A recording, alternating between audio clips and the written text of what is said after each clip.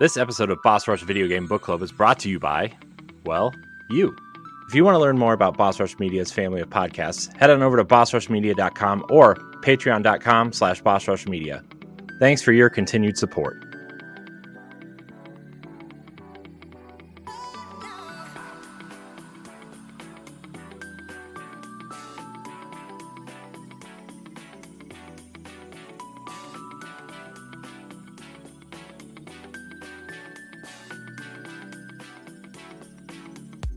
Hello, everybody. My name is not Corey. No, this is your mad pharmacist, Stephanie, here, flying with my co-pilot here on the Boss Rush Book Club, PK Power, Pat Klein. Hi, Pat. Hello, everybody. Hello, Steph. How you doing tonight? I'm doing all right. It's been a stressful week, but the weekend flew by, and we're getting ready for the Thanksgiving break, so I'm looking forward to it. How about you? Yeah, I'm. The weekend did fly by, though. I literally did like almost nothing all weekend. Oh, I'm so jealous. I feel like my body was trying to fight something, so I just kind of slept for the most part. You beat game number 40? I did beat game number 40. So listen, you'll probably have already heard what it is on the Boss Rush podcast before listening to this, but I did manage to beat Like a Dragon, Gaiden, the man who erased his name. But that isn't the game we're talking about. We're going to be talking about my game 39 that I beat, which is Alan Wake 2. Alan Wake 2, yes. Very excited to talk about this. As we look forward to our book club, we're now starting to broaden our horizons. And what I mean by that is have a healthy mix of new games, blockbuster games, indie games, retro games, right? So far we've done Final Fantasy 16, The Legend of Zelda, Tears of the Kingdom. There will be Spider-Man 2. So, what a year to have or kick off our book club with 2023 games. So,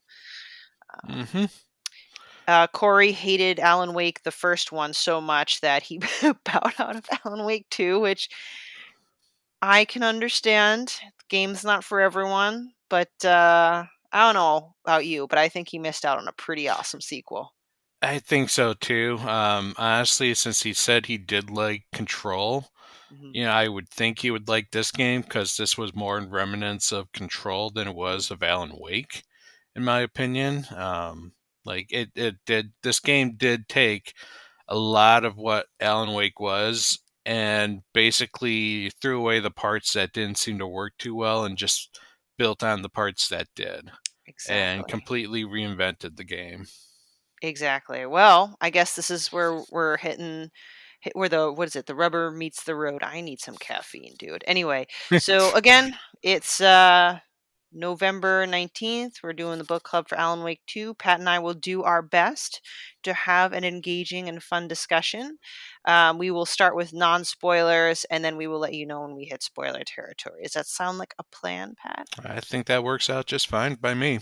Awesome. So Alan Wake 2 is a survival horror video game, which technically the predecessor, Alan Wake, was action adventure. This is more classified as survival horror by Remedy Entertainment, also the makers of Control, published by Epic, and it released October 27th, 2023. It is the sequel to Alan Wake, originally released in 2010, that follows the best-selling horror novelist Alan Wake, who has been trapped in the dark place for the last 13 years, and his attempts to escape by writing himself out of the dark place, and fortunately or unfortunately involving an FBI agent named Saga Anderson. And with Saga comes her partner named Casey, or Alex Casey, who is also the same name as Alan Wake's current protagonist in his book series. Is that a coincidence? I don't know. We will discuss that a little bit later on. Another fun fact that I'm sure most people know, and you can explain it better than I can, but the modeling for Alex Casey is Sam Lake, the writer of Alan Wake games, right? Yeah. The cool thing about about Alan Wake 2 is that it has a lot of Easter eggs to Remedy's other games. In fact, it almost one could feel like all of Remedy's games take place in the exact same universe. The fact that Sam Lake was modeled, or Alex Casey was modeled after Sam Lake, the creative director of the game, is also a nod to the fact that Sam Lake was also modeled after Max Payne, their original Mm. series that they were famous for. And Max Payne kind of did the exact same thing that Alex Casey does with his nonsensical, like, or with his more of like internal monologuing of his thoughts through like shadowy blotches in the game. So it was that was a big nod to Max Payne. There are other Okay. nods to the game, such as the Federal Bureau of Control, which is Mm. from the Control series. There's a character in this game, Officer Tim Breaker, who is Mm. who is played by Sean Ashmore, who was the main character in Quantum Theory. Not the exact same character, but the same type of like character Mhm. uh, from Quantum Theory. So there's a lot of throwbacks to other Remedy games in this. Yeah, and although I'll admit I haven't really played a lot of the other Remedy games. I came into it like educating myself about this, and I felt like they did a really good job intertwining. I don't know if it was something that they just decided to retcon it, and they just retconned it really well, or if this was their plan all along. But You know what? It felt like this might be what they wanted to do once they got to Control. Um, mm, I mean, I think they've always thought about creating a combined universe, but it really didn't happen until Control started bringing in elements of the Alan Wake universe into its game. oh right, because didn't Control's like DLC had to do with the original like Alan Wake Yep. plot? Yeah, or investigating And what happened. even just in the game, you could find notes where the Federal Bureau of Control was actually like investigating the incidences at Bright Fall and Cauldron Lake, and there would be interviews with Alice Wake, Mm. like just reports about like what happened at Bright Falls, just little Easter eggs that you can find here and there. Definitely shows that a lot of love and attention detail went into this. So, Hmm. should we start with non-spoilery first impressions? Yeah, yeah. So, what did you personally think of Alan Wake 2? I loved it, and I know maybe that doesn't carry a lot of weight because I tend to speak more positively to games if people have listened to me on the Boss Rush podcast. But it's not just a game that I enjoyed. I really, really loved it when I was not expecting to. Because I'll admit, when I played Alan Wake Remastered, it was okay. When I say okay, I mean I can see why it got a lot of love and had a huge fan base for Alan Wake, and why people would be excited for the sequel. But in itself, I just didn't have the most fun time. Hmm. The dodging and the running slow and clunky, and yeah, it was okay. But like, The game still shows its age. I yeah, feel like it exactly. is a 13-year-old game. Well, see, that's the other thing I need to tell myself. Like, this is a 13-year-old game. I really shouldn't be judging it by today's gaming standards. So that's why I probably didn't poo poo on it as much as Corey did. And I think Hmm. the other factor, and it's purely a me thing, is I am a writer, part-time writer, not a famous writer, but I do write novels. So kind of seeing and experiencing the personality of Alan Wake. Thankfully, I don't share the personality that Alan Wake has.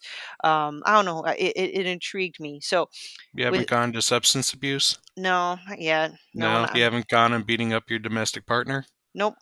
Well, technically, you didn't beat her up, just But more he emotional wasn't really, abuse. yeah, wasn't really that nice to her. Yeah, a little Yeah. egotistical. So with that Oh, well, you, base, you carry that part at least. okay, yeah, Just kidding. that's Just why I'm kidding. on a podcast, right? I don't like to hear myself talk. Hmm. So with that, I had enough interest to say, okay, I get why people like this. I feel that Alan Wake 2 I feel like I would at minimum like it because it's got to at least be up to date with the controls and everything. Alan Wake 2 exceeded my expectations, primarily because of the art direction. They were very clever with how they deliver the story, with the mix of gameplay, obviously, then like the full motion, like actor portrayals in there, and the very unique ways they deliver the story. We'll get to it. One of my favorite chapters was one you gave me a heads up on. It was chapter 4 for Wake's side. I've been listening to Herald of Darkness on repeat for the last 2 weeks. Um, and yeah, I just felt like everything was very cleverly written and just very deep.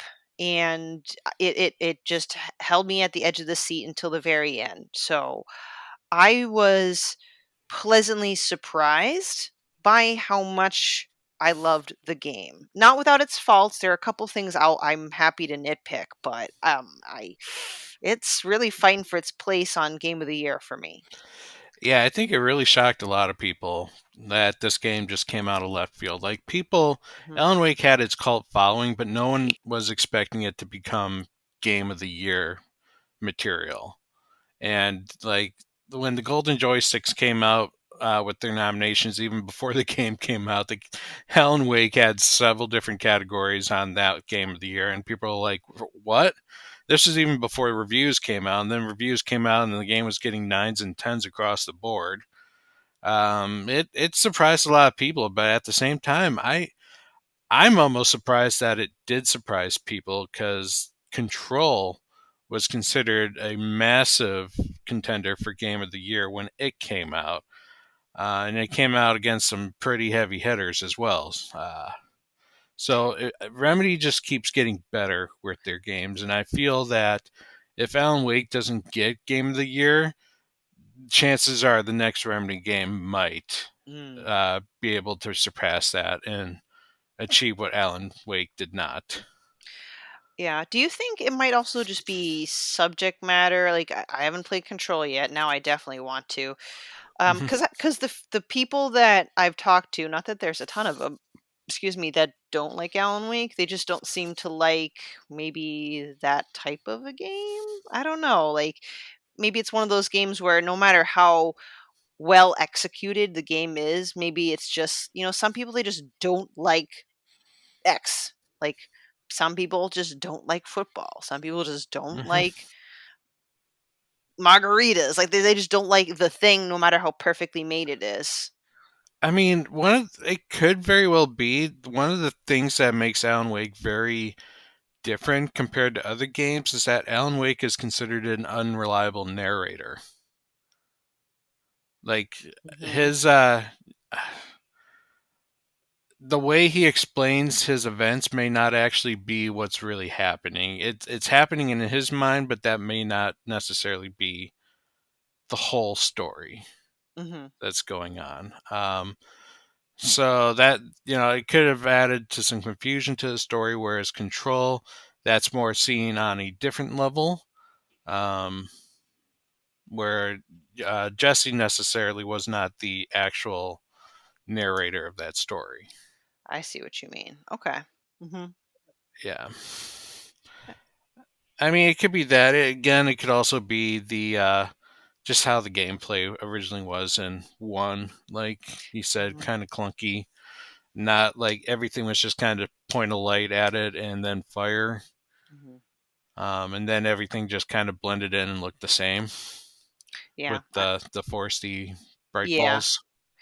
Yeah, I do hear, some people like, "Oh, the game's too dark." I kind of find that type of a comment interesting because I'm like, well, it is a game that does deal with light and darkness.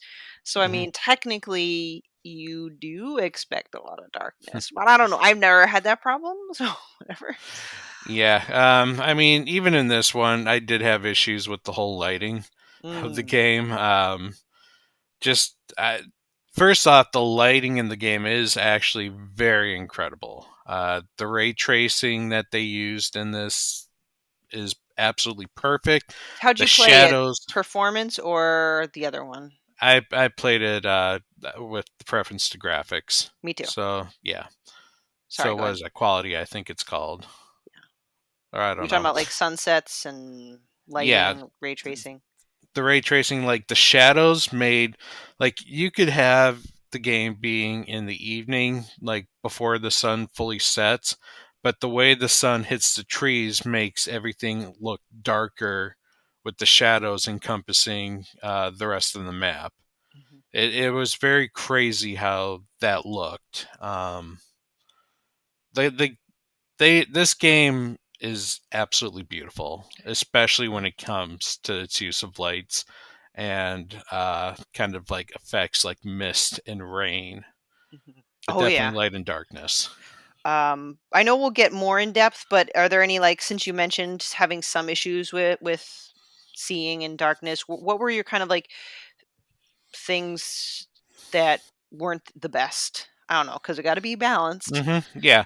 I would also say the way the story breaks itself up in terms of like main story and then optional side quest stuff, that it it felt like they weren't putting any like priority on the side quests, and like that the side quests themselves was like entirely like its own game. Like Mm. there are areas that you probably wouldn't even touch if you weren't interested in going around and checking out the side quest. Like the game would be like, oh, I can go back to Bright Falls and continue the story, or now that the event has lowered the water levels, I can go around and explore. It is entirely up to you and how you want to do that. That is very true. Hmm. But I don't know, like as somewhat fun it was to explore, it also really wasn't as fun because it wasted a lot of your supplies that you ended up like trying to accumulate, because you would run into a lot of different monsters, especially wolves, Mm. and I absolutely hated them. Unless you had like whenever there was a wolf around, I would just have to take out my shotgun because I did not want to waste any other bullets. It's like I'm just gonna hit you when you come at me close range, and that Yep. usually takes them down in one shot. Yeah, right before they pounce, right? And I Hmm. believe you heard me kind of not complain, but constructively criticize this portion, and I do want to bring it up here because this is the actual book club. Because everybody agrees, if anyone out there listening knows Pat and knows me, Pat is the actual gamer, the good gamer. I love video games, but I am terrible at it. I can walk off a cliff 3 times and not even like have the mental wherewithal to learn the first time around. So like when I play a game, I'm really not that great at it. I love it though. So Oh. I say that as a preface because my challenge here, and I said this before, I came to this game learning it is a survival horror game. So my brain thought, oh, more like Resident Evil 2 than the way I'd handle Resident Evil 4. But the enemies were bullet sponges, but it's not like you can shoot one in the knee and it'll fall down and be slow, because then you got the super fast ones that go Hmm. all over the place. And like you And said, you the got the idea is you're supposed to shoot them with your flashlight, and that stops them from running. But then it's so hard to aim at it with the flashlight. And then your flashlight, it seems like, I don't know, like I've had trouble getting my flashlight to like fully work on them. yes, and there'd be some times where I feel like when you're close enough, you'll lock on with the flashlight, but Hmm. not always. And then I'll be shining the light, like wasting my battery in nowhere else, and I Yeah. can't stop the animation. Hmm. Um, No, and a lot of my technique ended up like as soon as the darkness shield dissipated, I immediately started shooting at them before they started running again. okay, yeah, that makes That sense. was my strategy. Was like hear the pop and the. Yep. But no, I agree. I initially was very turned off exploring additional places or doubling back because I just felt like, was it worth losing 3/4 of the bullets that I had just to get a stash? Which, like, Hmm. okay, cool, I got supplies, but I already wasted the supplies to get the supplies. So I eventually still made my way, and we can talk about later. Like, I did complete some of these side quests in the end, but not all of them, Hmm. and it wasn't enticing given what you had to sacrifice to get there. Yeah, I would say another one of my big complaint about the side quest was how Saga handled the side quests. Mm, Saga, the and Alan Wake and Saga both had a unique aspect to their sides of the story. Saga had a detective mind board that she would like pin yes. up pictures and string up possibilities. One of these would be the side quest, and it was literally just putting photos of things that you already found and then coming up with some little conclusion. Mm-hmm. I don't think they handled her mind board very well. I loved her profiling part, Mm, but the mind board itself, like there were clues that I was still missing. Then I had yeah. clues that I could not use until those other clues were found, but I don't think I could ever get those other clues again because I already passed that part of the story. I So think I my that's. Go ahead. yeah, Finish. my mind Finish. board was not complete, but yeah, it was like almost unnecessary because of it. See, that's what got me in one of them. So the Alex Casey lunchboxes, when I say 100% it, I found them all. Mhm. And then and I noticed the one of the things on the mind board, other than the locations, is who is behind it. We obviously know who ended up being behind it just the way the story progressed, but just by knowing or discovering who it was, I couldn't auto-populate the board. And when I clicked on, it says you need to interview people. And I went all around. I went back to rows and it didn't have the option. So I think I might have passed a point in the game where I no Mhm. longer have access to that dialogue. But when I found all the lunch boxes, Saga's like, "Whoop, this case is closed." I'm like, "It's not closed. There are missing spots on the board." And my OCD just Exactly. went overdrive. I'm like, "No, it's not Yeah, done." it was like it was an attempt of an idea, but it was Mhm. like they put either too much detail in the ideas that most of it was just completely unnecessary until they get to the part where it's like, oh, we're not progressing further until you come up with a conclusion here. Exactly. Great framework and foundation. I love the concept or idea of it, but yeah, there are Hmm. parts of it that was, yeah. Yeah. Now, on the flip side of this is Alan Wake's storyboard. Ooh, mhm, Now that I actually did like that what it does. In Alan Wake's gameplay, he has the ability to take a scene of whatever the room that he's in, and he plants an idea mhm, onto the storyboard of this room, and that will change the complete appearance of the room, enemy mhm, placement, note placement, echoes, even like it changes things up. Like it could be you could be in a normal hotel room, but then all of a mhm, sudden you put down like like a cult, or you put down the note of the devil. mhm. And all of a sudden, the room is all bloody with corpses scattered around because of some madman that went through the hotel and started murdering people left and right. Right, and it from a OCD person, like, it's not like you're left to fill in a board, you can interchange, pull them and take them. Some might Hmm. not really have any true outcome, so to speak, other than the visual, but I loved it, and I love that you can take Hmm. one area, and you're right, you can change it up, Hmm. like, 3 times, which I think is very efficient use of the setting. Yep, very much so. That was a really cool feature of that gameplay side, the Alan Wake. You can also take the story. You can switch between the two characters after a certain point. So you could either play through Saga's story in completion. You can play through Alan's story to completion. You can play, chapter by chapter by just, switching between the two characters up until a certain point, in which Mhm. then the characters' story ties back together, and then you get your conclusion. Yeah. Wow. Hmm. Speaking of conclusion, do you think we're ready to enter spoiler territory, or is there I anything think else you we're wanna ready. cover?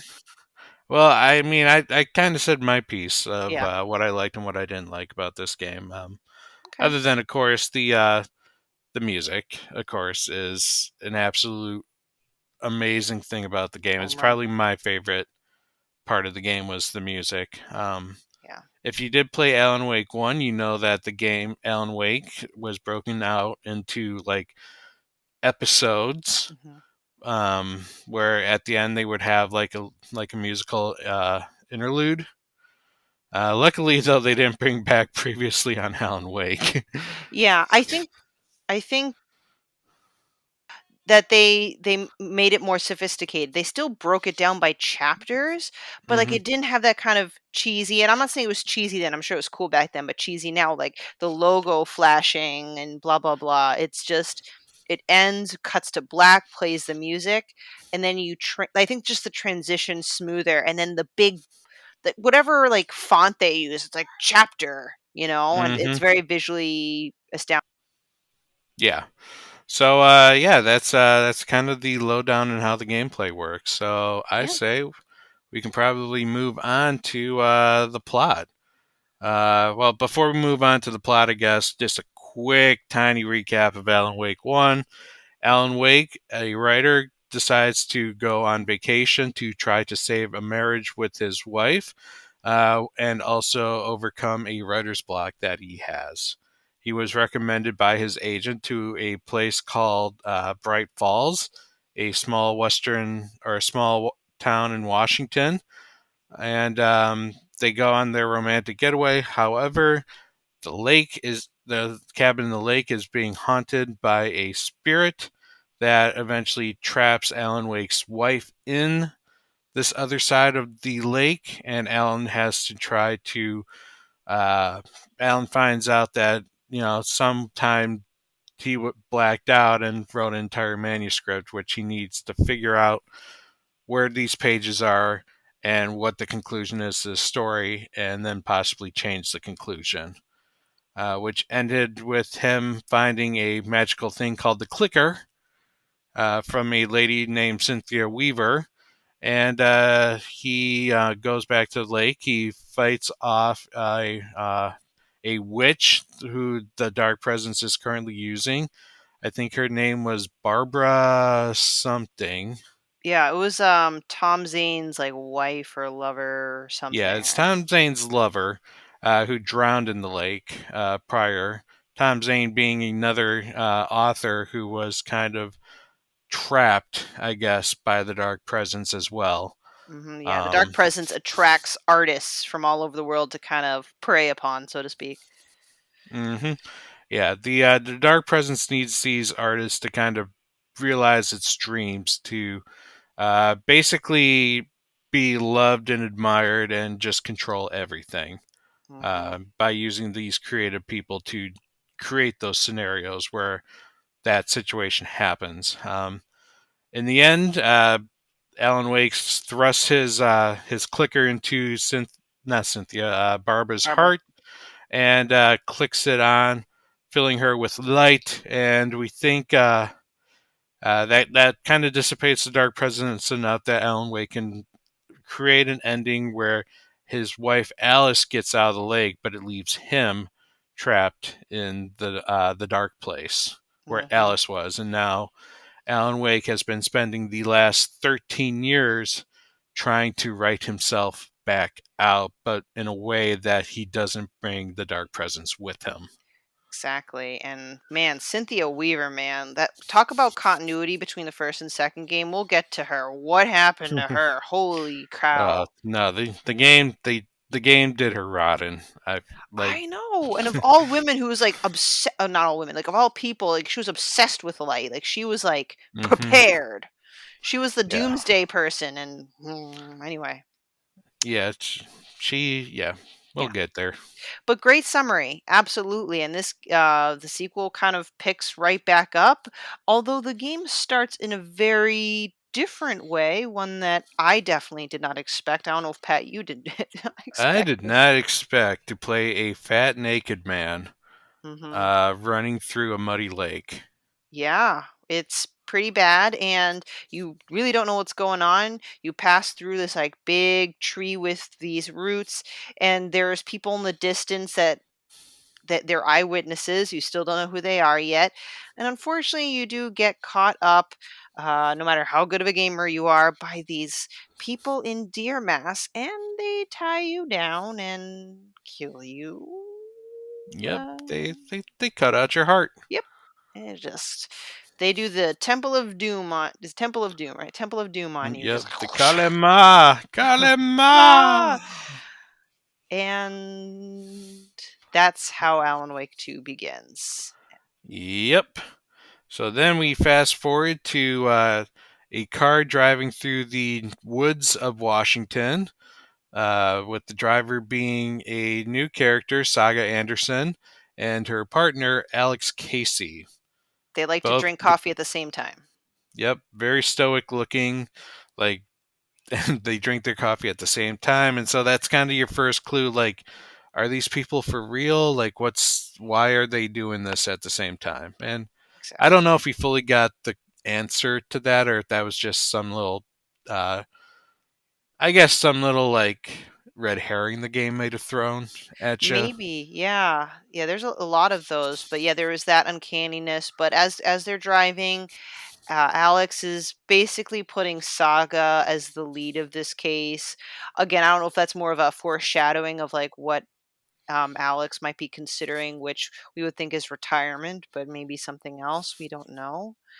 Hmm. And they're there to investigate, these. I don't know if at that time it was a string of murders, but definitely investigating this man's Yeah, death. there was 3 murders, I think, prior, and this was a murder that happened just a few days after. Hmm. Like, they were already on their way to Yeah. investigate it, and this murder just happened Hmm. while they were on their way investigating it. Yep. And they meet up with the local officers. I believe it's like Mulligan and let me see, Thornton. Yep. And they're the typical trope of hillbilly, or Hmm. like small town Yeah, idiot, help that you typically expect to find in these ones, where exactly. they're not bright. They're more prone to shoot first and ask questions later, or not even at all. Exactly. And then just eventually, as Saga and Alex get to the murder scene, they realize, or they learn eventually, that this corpse was that of Nightingale, who is the first character that we see revisit the game. He was an FBI agent. I believe he was kind of a drunk, Hmm. definitely a jerk, and he got whisked away by the dark presence in the first game. And Yep. he got either really fat or really bloated or both by this time. So, Yeah, it's probably definitely both in yeah. this case, but a lot of uh, the victims were tied to a similar MO about being bloated from the lake Yep. and having their heart cut out. Which Exactly. is the thing that made this one different, however, was that the heart was not taken away; it was still at the scene at the time. The cultists never actually got to finish their ritual with Exactly. And this I, one. I was gonna say cult is definitely a strong it came off pretty strong immediately because, well, first the deer masks, right? But also there was like Hmm. writing on the body, writing on the heart. Like there's something that these people were trying to achieve. And that's kind of your first few chapters. You start off as Saga, you go to the town of Bright Falls where the body is going to be delivered. You interview the two characters that were there in the woods to witness this man walking through the woods. Yep. And eventually you get to, well, Saga was going to perform it herself, the autopsy of Nightingale. Hmm. And she notices a few things that are just kind of weird about that. She starts asking questions to the local sheriff, and the sheriff is about ready to give her a file. Tim But then, Breaker. yep, Sheriff Tim Breaker, played by Sean Ashmore. And just before he gives her the file, he magically disappears, and all hell breaks loose in the morgue. Yes, Nightingale kind of wakes up and he's after you. Except obviously if you're in the light. And I'll admit, I kind of got a little freaked out there. I mean, partially because I'm still trying to figure out how the game worked, but Hmm. it's a tight space, and these characters are pretty strong. And not only that, not only is he a corpse, he is a fat, naked corpse of a Naked very corpse, yeah. large man who is running after you. So it's kind of freaky. Mhm. Just, even if he wasn't a corpse, that large naked man running after you kind of, makes Yeah. things a little weird. Yeah. Yeah. I'm pretty sure around that time, right? Saga is also starting to find or hear about these manuscript pages that are appearing. Yeah, So yeah. including a manuscript page that was stuffed inside um, Nightingale's chest cavity. Well, yep, there you go. So they have to go after Nightingale because nothing more dangerous than a dead, naked, fat guy running around. I Yeah, think, he escapes the morgue. yeah, he escapes the morgue, and Alex says that at one point he investigated a murder cult back in New York, and that murder cult had to do with they were referencing Alan Wake and almost kind of copycatting his murder scenes from his novels. hmm And he was aware that Nightingale did travel to Bright Falls. Although, like he said, he made this admission like it was a terrible thing. I don't know if it really was. It was just like a little bit of information. Like again, that sense of, "Ooh, is this all happening on purpose? Is this all hmm real? What's going on?" Because I feel like some of this kind of comes back on the Wake side of the game. Yeah, and also Alex knows of the connection between him and Alan Wake's character of Alex Casey. He gets made fun of it a lot. Yeah, he's not a fan. Yeah, he's not a fan of that. And so before we start, no, actually, we still go and run after Nightingale. So Nightingale it was told that he went back to the Cauldron Lake, and so your character runs back to the woods. It is starting to get dark in the Mhm. woods now. So this is where you start finally running into the Taken, which are these shadowy people that were taken in by the dark presence and eventually morphed into nonsensical killers. Um, Mhm. and that you get your very first appearance of one when they bust right through the wall of a broken down convenience store. Yeah. Yeah. Oh gosh, that definitely gave me a little bit of a jump scare. But yeah, it's essentially kind of like it's the same principle, so to speak, as the shadow folk in the first game. You shine light, you shoot them. They're bullet sponges for sure.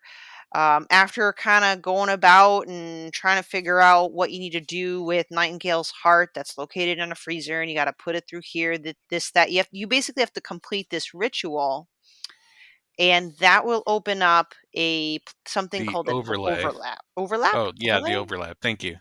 Yeah.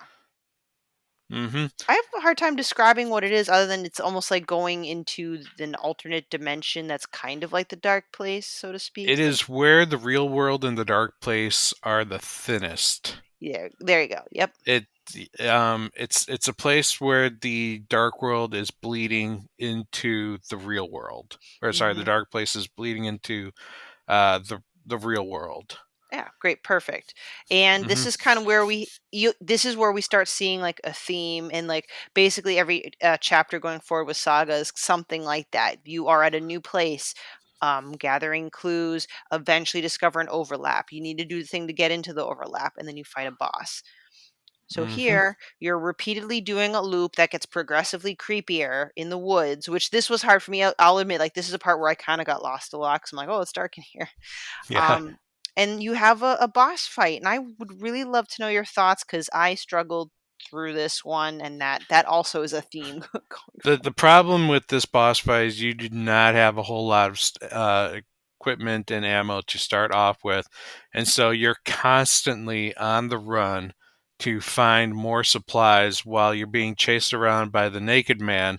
But this time, the naked man is carrying along a gigantic tree branch that's kind of like a tree log, almost like he grabbed a Yeah. tree and ripped it. He's got range, and for a big dude, he could just disappear and appear like right before you. I'm like, dude, I don't even have time to finish my reload animation. I get the crap beat out of me. Yeah. I mean, it takes at least 30 good shots to actually put this guy down.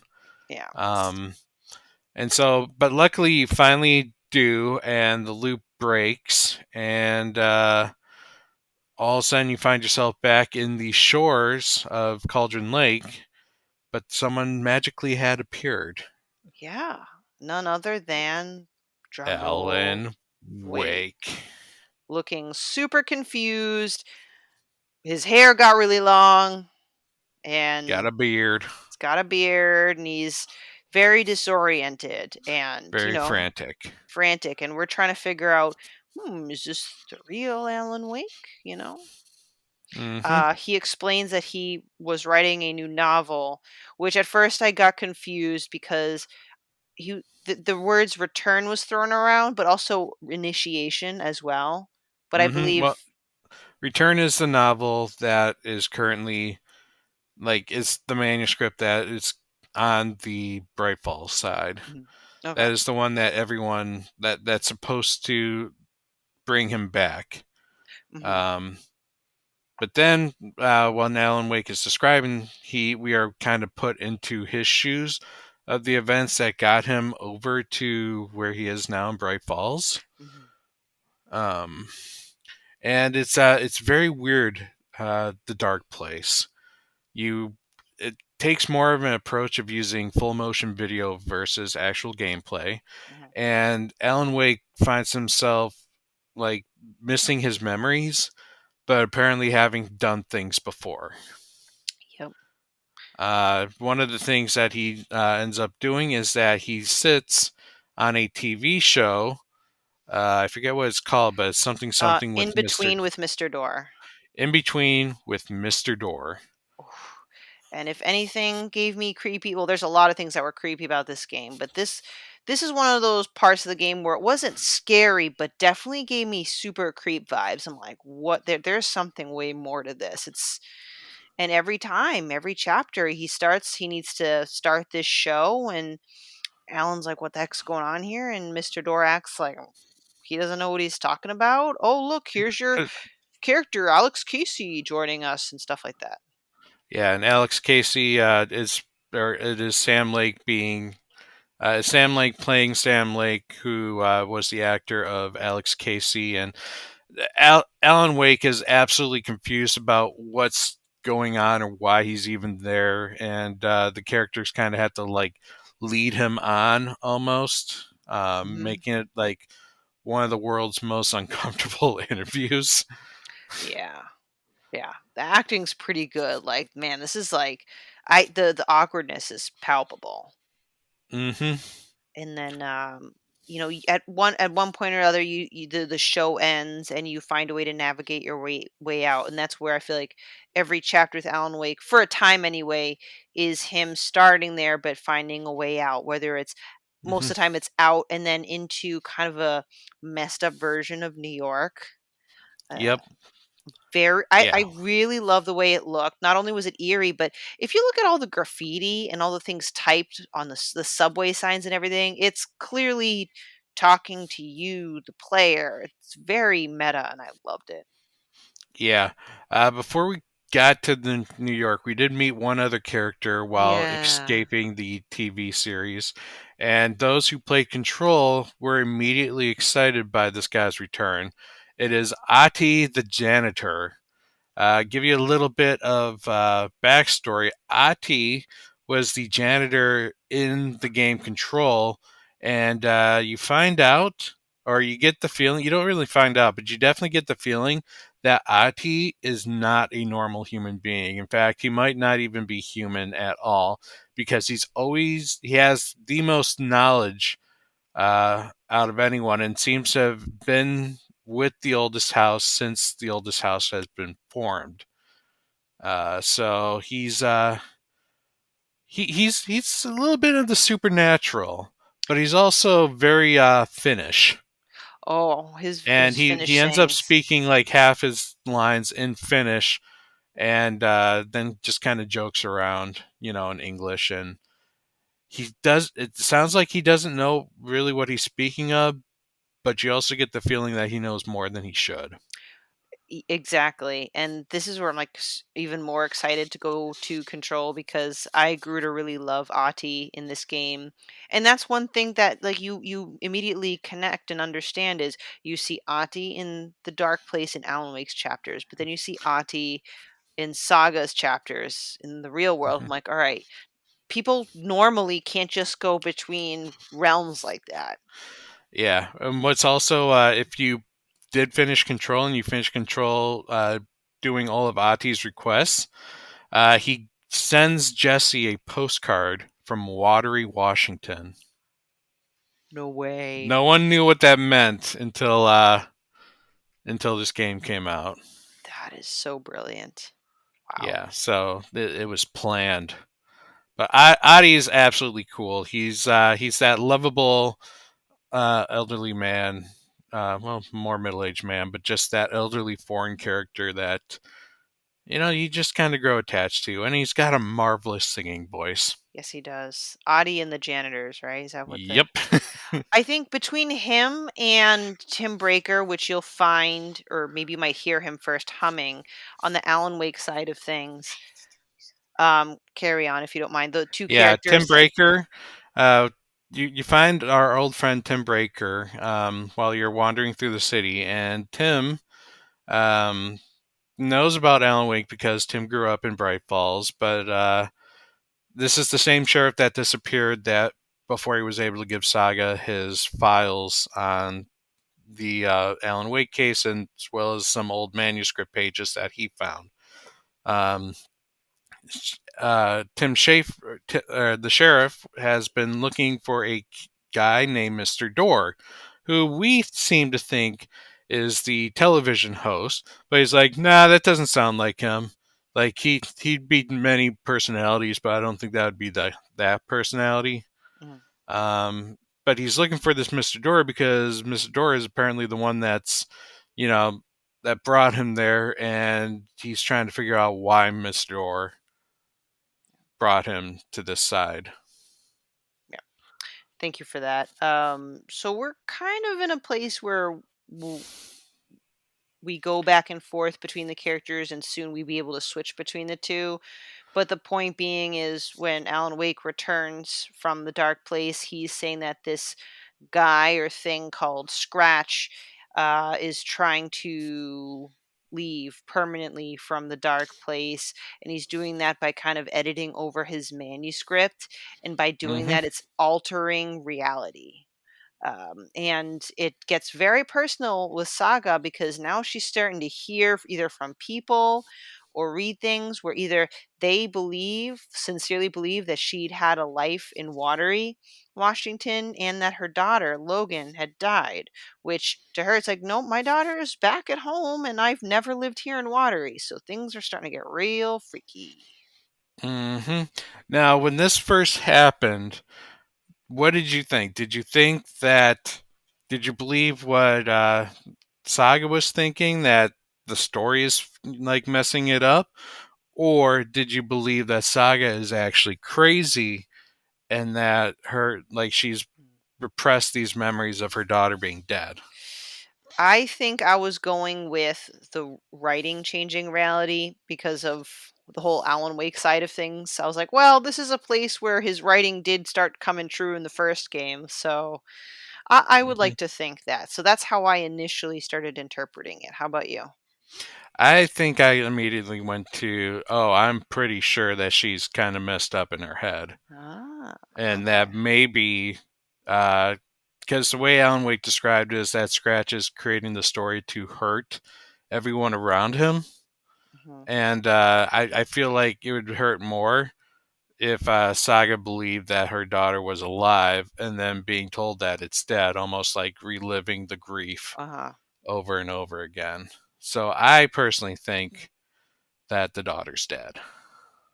Ooh, I know. I love how they Hmm. really leave it up to us to try and think about. So it's, you know, gosh, and it just gets even more interesting, right? So if we follow Saga right away, the next portion is to kind of figure out her life in Watery while gathering clues, essentially. So she meets lots of characters along the way. Ilmo and Yako Koskela. Yep. Really great duo. I love their commercials.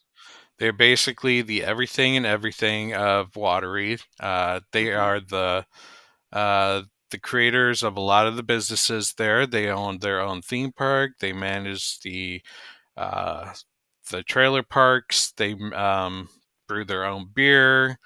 They have their Hmm. own motorcycle club. Like they are basically everything and everything, including a few extra things that we learn fairly shortly in this chapter. Yes. They Um, also create some very funny commercials on TV. they really do. Um, I don't know what else you want to add because I probably just want to start talking a little bit about Coffee World because that probably is next to the nursing home, probably one of my favorite areas just because it was very creepy. It succeeded in being very creepy. Well, we do get our first, like, if you haven't played Control, you do get your first idea that Ati is not exactly a normal being in this game because we see him in the town Yep, singing he is singing, singing his song.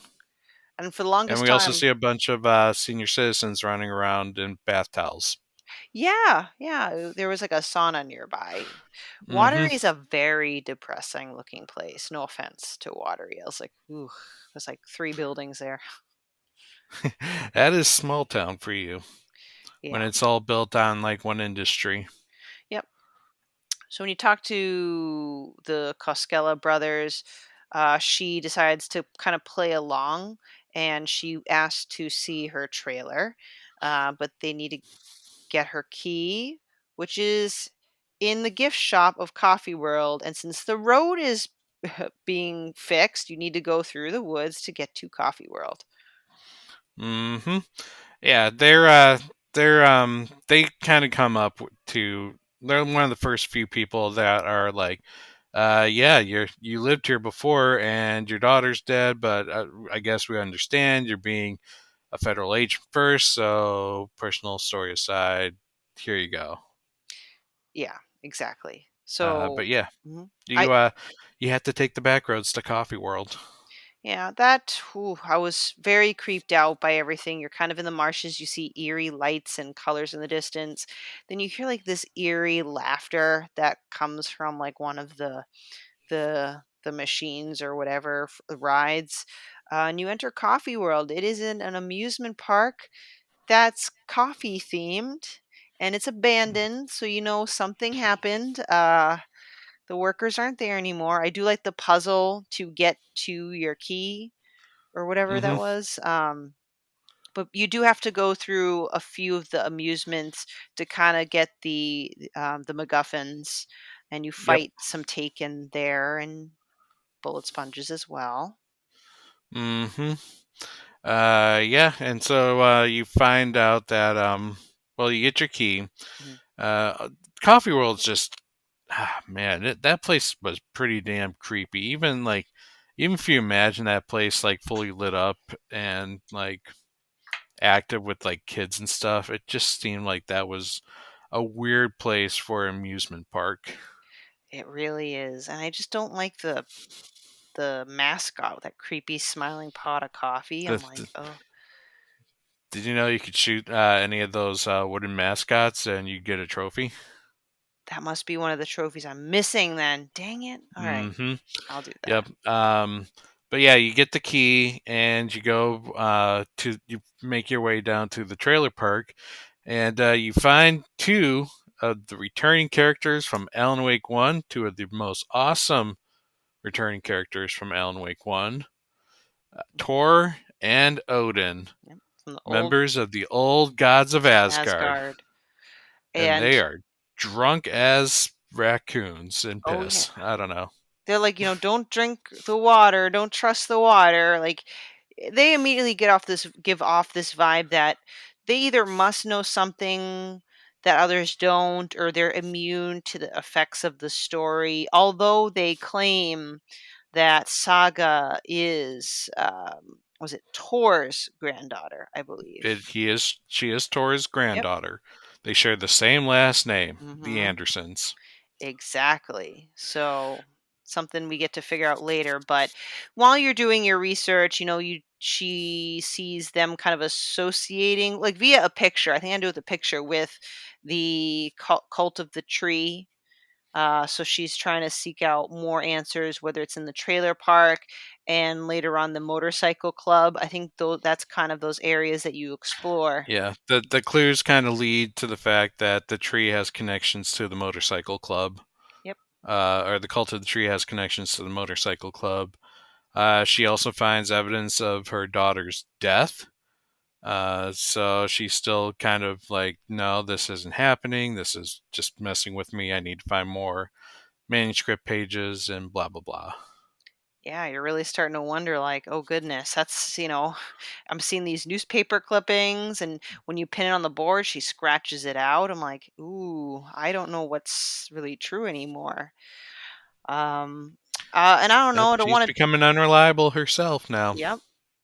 In to continue to advance this story here, this next section's bosses or the overlap has to do with Mulligan and Thornton, right? But Am I correct? before you advance there, we do come to the realization that Ilmo and Jocko Oh, are, in fact, the cult of the tree. And not only are they the cult of the tree, they are the heads the heads of it, yeah. of the cult of the tree.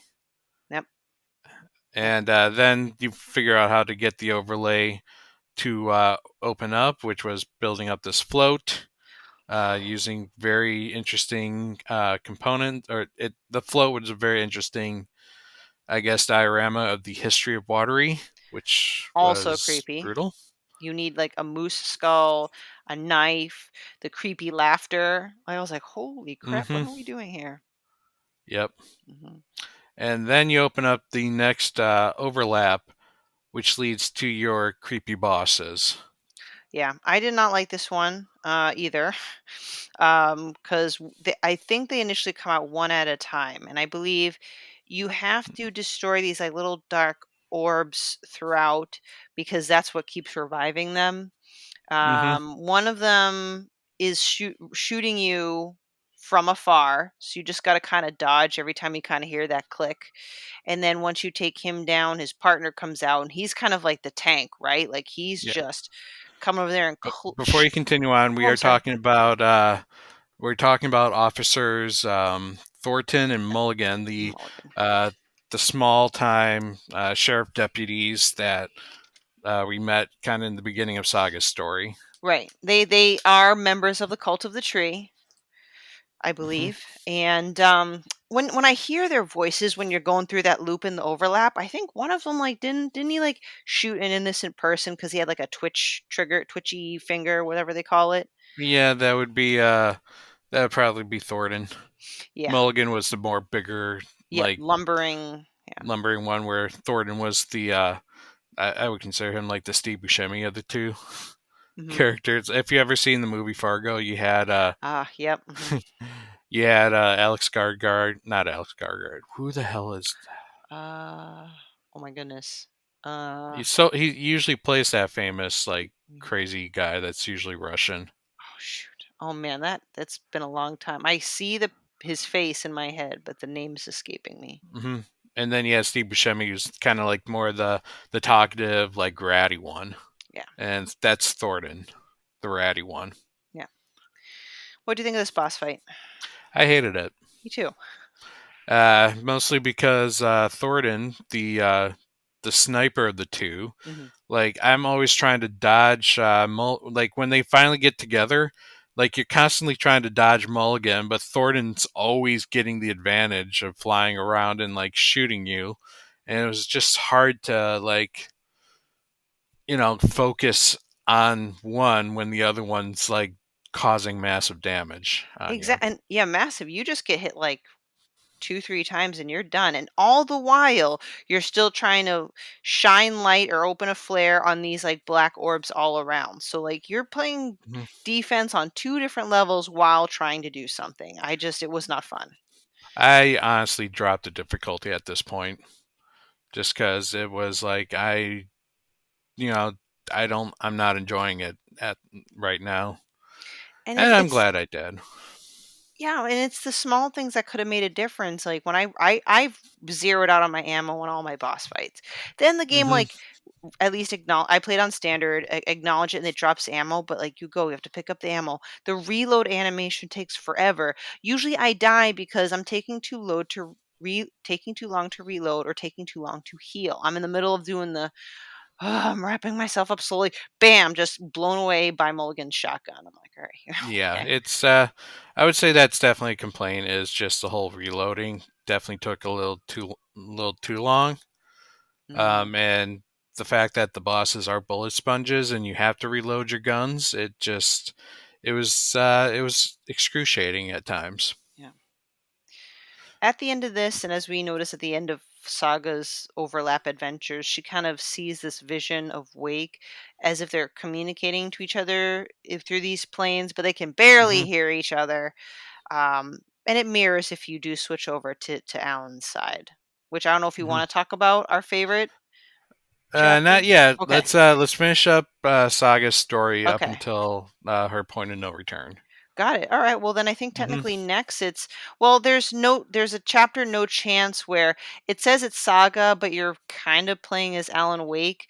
Saga needs Hmm. to head back to town from her trip in Watery, and in the meantime, Alex is kind of keeping Alan Wake company and talking to him. I mean, Casey's not a big fan, but he kind of eventually is trying to give him the benefit of the doubt. And then all of a Hmm. sudden, we get ambushed by a ton of cultists. But at the same time, the dark presence is there and just killing everything in its wake. No pun intended, except for Wake.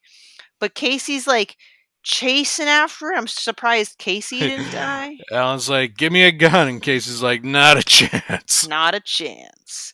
Yeah. Yeah. So how Casey survived it, I don't know. And this is where the FBC intercedes in a big way. Like they just swooped in and said, "No, no, no. This is our case now." Hmm. But during that time, you do play as Alan Wake, Yep. and he is trying to run and locate Casey, but at the Mhm. same time, he is feeling Scratch nearby, and that kind of like when he does, he kind of gets like these visions of a screaming Mr. Scratch, and like Yep. it seems like a head zinger almost Mhm. that just like knocks you out for a little bit. But finally, he gets to a point in the woods where the presence is so strong that Alan Wake does actually lose consciousness, and Mhm. then the FBC sweeps in, and then you finally. Actually, I don't think. Yeah, no. Saga does come in at this point. Yeah. Like Saga does find out about everything. And it's No. what's that officer Agent Kieran Estevez is like, "Yeah, Saga, we got this." Okay, yeah. I was just trying to think. Like, I know she's in the woods and she's heading to the retirement home to see Tor and Odin to find out more what they know, but I couldn't remember she makes a stop at Bright Falls first. But I think, yeah, I think she does.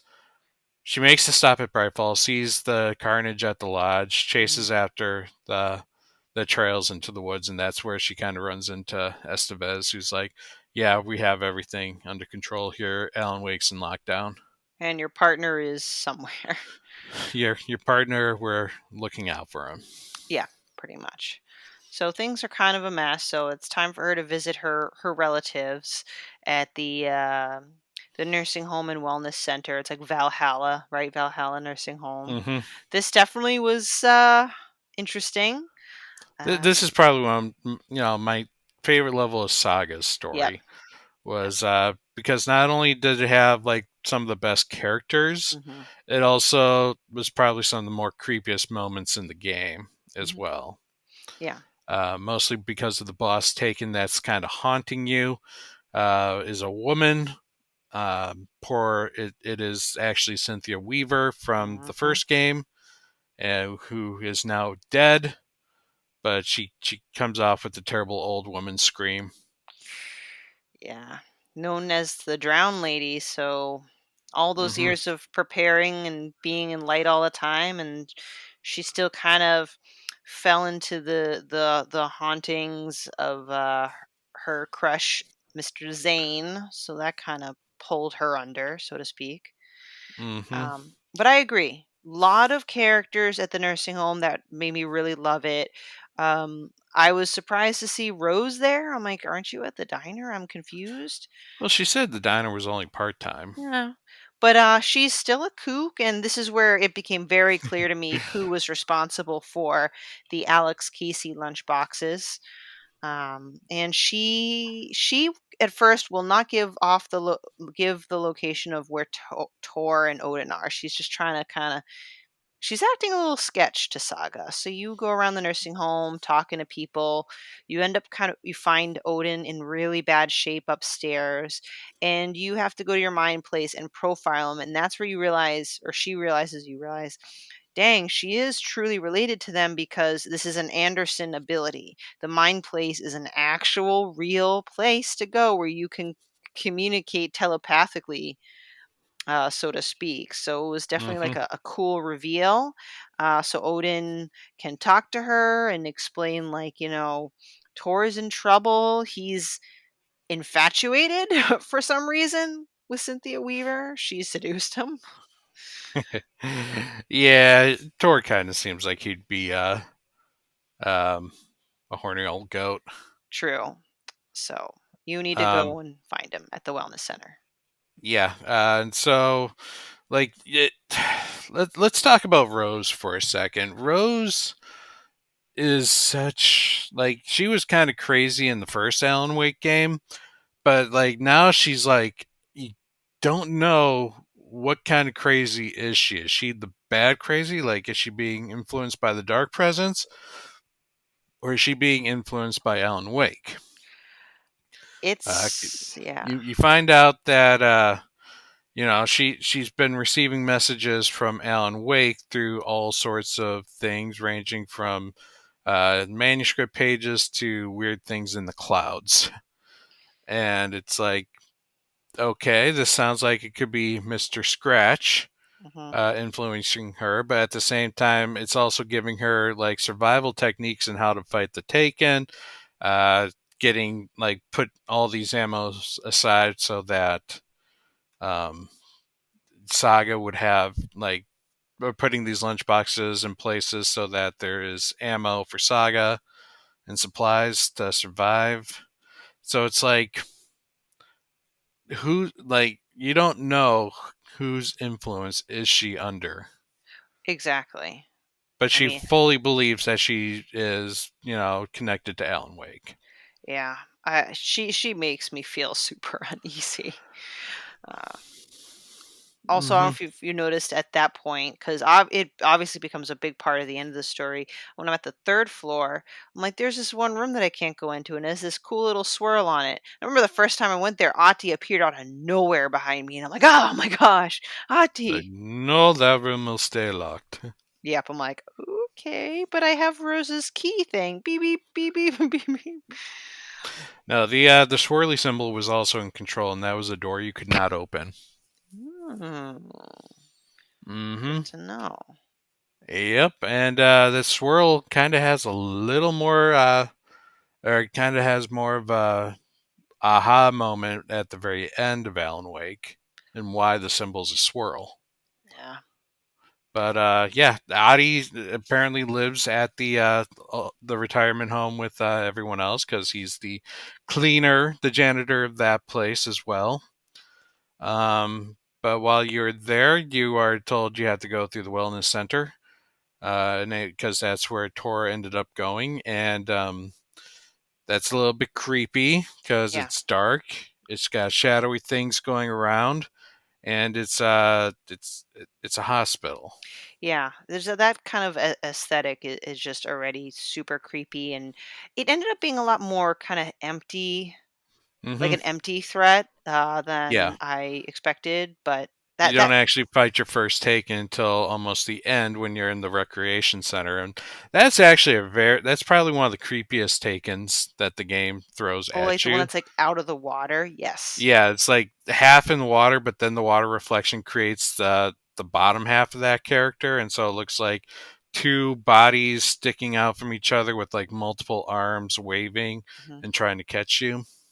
Yeah, I think that one was another resident that was sick or something. So very cool, very creepy, very effective. I think. And let's see. I'm just trying to be mindful of time. Is there anything else you want to cover before we kind of talk about the overlap um, and the boss fight? Well, enabled to create the overlap in this one. You have to find a music, a record, Oh, and have that vinyl. played. And this is probably one of the. This is one of the. That might be one of the first songs you get of the new Old Gods of Asgard songs. It's definitely one of my favorites. It's called Anger's Remorse, and it portrays the feelings of Thor uh, losing his daughter because of his own stubbornness. Hmm. Um, Yeah, you're right. We do learn a lot more about Saga's kind of family interaction. Like you don't get like 100% of the detail, but yeah, Tor just kind of was a stubborn jerk, drove his Thor daughter did not away. like, yeah, he did not like The father. Saga's husband, or Mhm. sorry, Saga's father. He did not like, he was very controlling of Saga's wife, Freya, or Mhm. sorry, Saga's mother, Freya. And then there's a whole alcoholism and just other things that just kind of drove their family apart, and it ended up like tearing Tor apart as well. Yeah. You also learn about Cynthia Weaver and kind of her downfall. Like we knew her as the guardian, the Lady of the of Light, so to the speak. Lady of the Light was her original title in Alan Yeah. Wake, and she was the one that safeguarded the clicker. But then we find out that she ended up losing her lamp, which was taken by Rose and put in a shoebox so that it would be found by Alan. Because this interesting thing was the connections between the dark place and the real world was a shoebox that if you put something in it, it gets transported over to another side of the world. Hmm. Um, but yeah, we find out that Rose took that and hid it in a shoebox, which allowed the darkness to start creeping in on Cynthia Weaver, and eventually, one night when she was taking a bath, the lights went out, and the darkness kind of pulled her under and drowned her. Hmm. And you're thinking, you know what? That's kind of rotten. Just like this was a character that the darkness obviously hated, and the darkness was able to fully get like revenge and just absolutely like give her a violent death after Yeah. driving her mad. Yes, pretty much. So great for story, but really heartbreaking for her. Uh, Yep. and the overlap, yeah, you use that record, and that overlap loop was very creepy. You're like in is it a You're in a bunker. bunker? I was like, it's ooh. Yep. The bunker was a bunker that apparently Torrin Odin bought on the land for dirt cheap, and it is also the place where um, Saga's daughter was supposedly drowned. Hmm. So it had like significance to Saga. Um, it was a place of torment for the Andersons, and it was where Cynthia Weaver's ghost basically held up. And I also hated that boss fight. The first quote unquote half is just you trying to get to where you need to go to set the stage, and you can't really attack her. She just Mhm. follows you like a freaking shark. Yep, Um, you're in a flooded place, and you have to get mhm. these generators operating so that you can pump water out. Yep. And she is in the water, and she will follow you. You don't know where she is. You just know that you get that feeling that she's chasing you once you put yourself in the water. Done it. Yep, Done it. very Um, shark-like. but that wasn't even like the worst part. It was just the actual fight. I explained the Boss Rush podcast, so I won't beat a dead horse. It's just I thought I learned from the Mulligan Thornton fight, where like, all right, I need to kind of be very strategic with the lights, open up a flare, this and that. But the way she attacked, she had these two very strong attacks. One was waves of water, where I thought if I hid behind like a piece of concrete that I'd be safe from. You are not. And then these black orby shadow things that will explode upon contact and take like a third of your health away. And after, like, dying, like, 4 or 5 times and giving up and starting in the next day, I just unloaded on her immediately. No tactics, just emptying out my magazine, one after the other, and that was how I ended up taking her out, and it just wasn't fun. Hmm.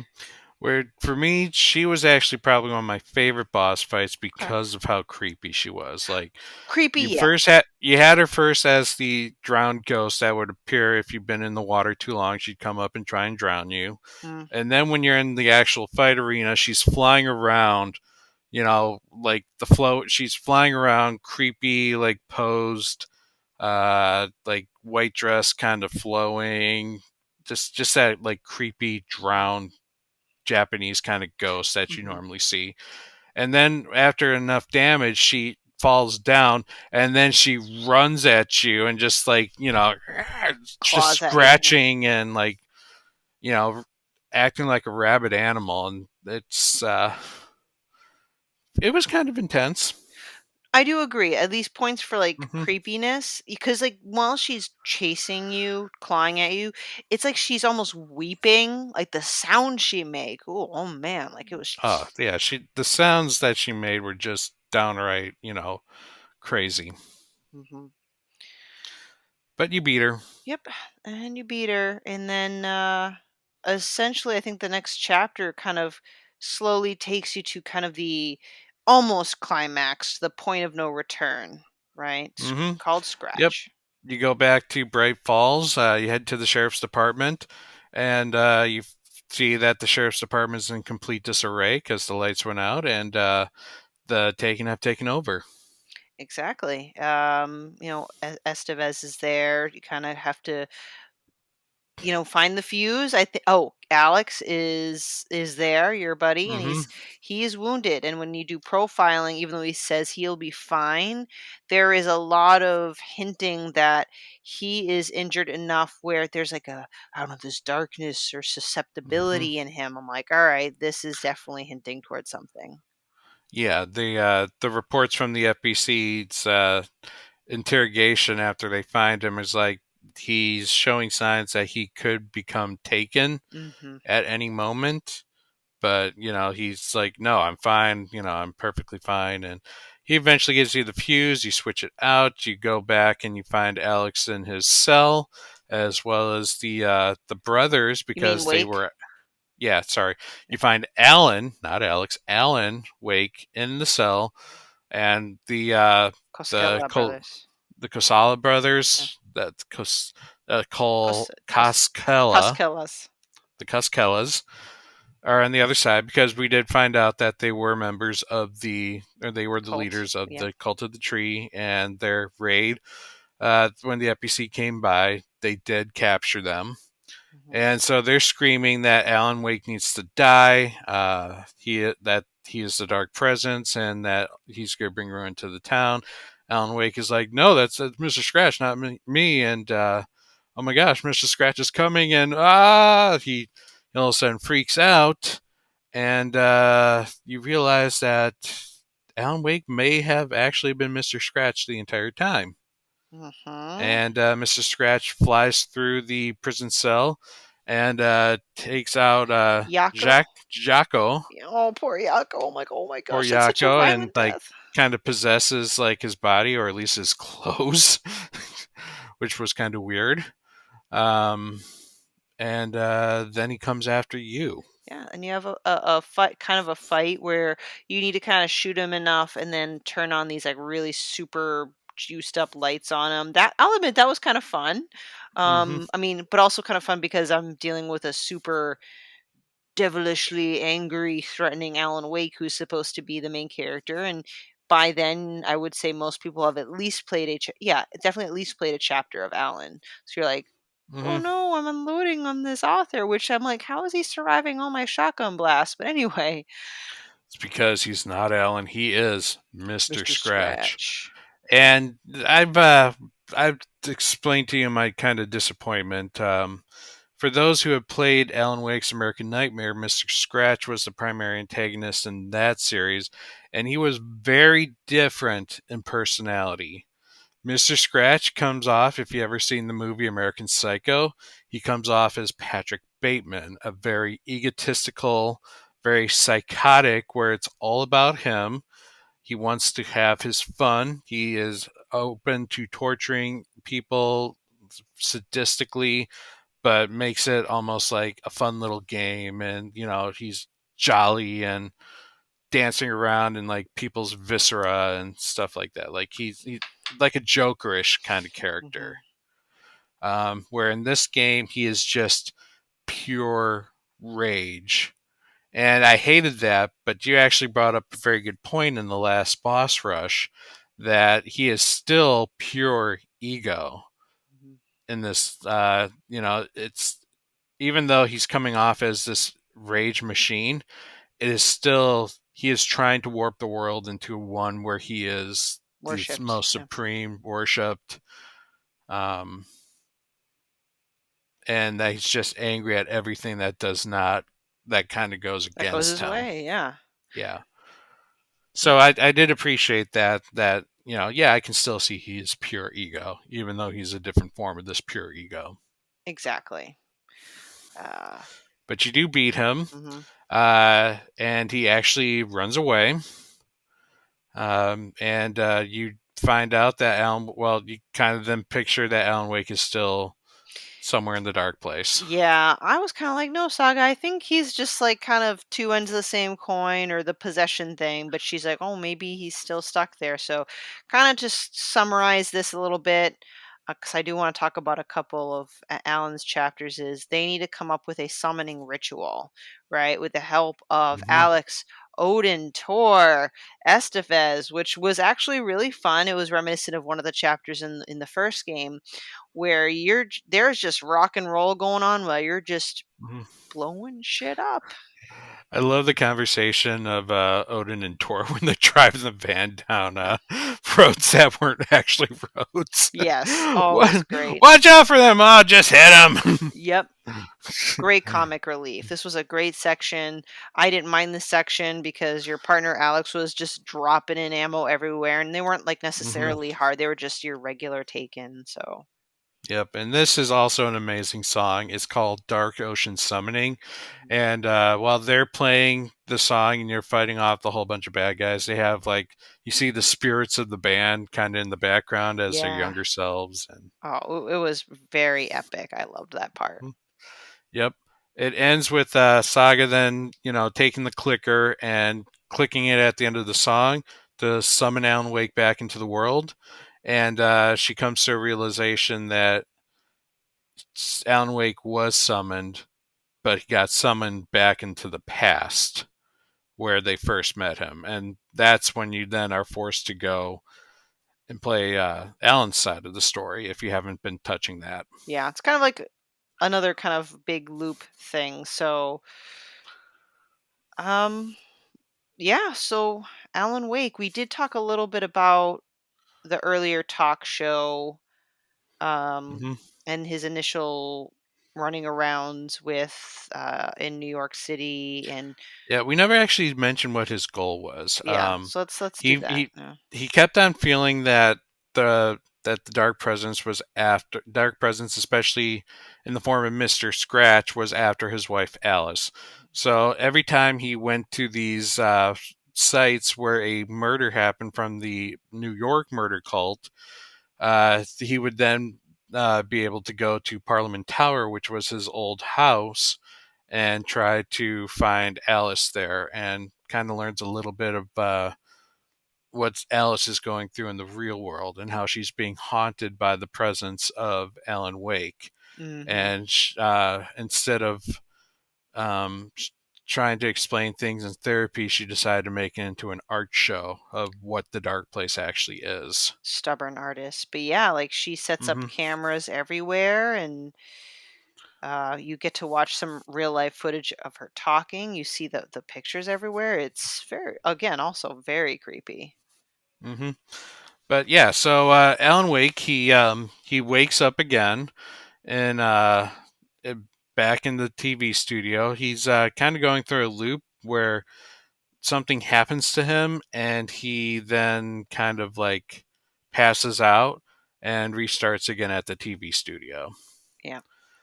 And this time, when he talks to Mr. Door, they decide that they're going to have a little fun, late night show style, of how they're going to talk about Alan Wake and what made Alan Wake Alan Wake. In a musical, basically. Yep.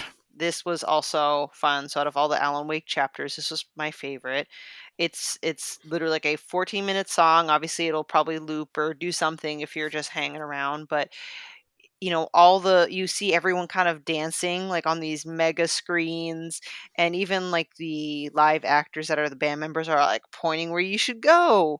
And this whole Mm-hmm. time, like, you're hearing the words, it's explaining everything from day one, how we got here. So it's literally the song and story of Alan Wake while you, Alan Wake, are running through. You're getting tons of flares and you're just blowing up Taken while you're part of the gameplay for Alan Wake is using that angel lamp, right? And you're Mm-hmm. just taking light and using light to transform the environment around you. And you just basically need to get to point A to point B to point C as the song goes, till you reach the end of the climax of the song.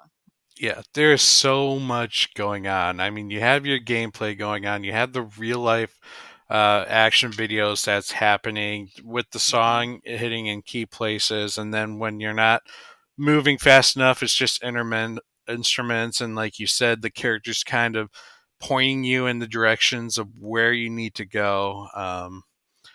Like, and the character movements are all cheesy. Like, they meant it to be like C grade acting. Like, the dance is just so like weird. Yeah, very stiff. I'm like, ooh, Hmm. gosh. I'm like, it's so bad that you know that they did it on purpose. Yeah.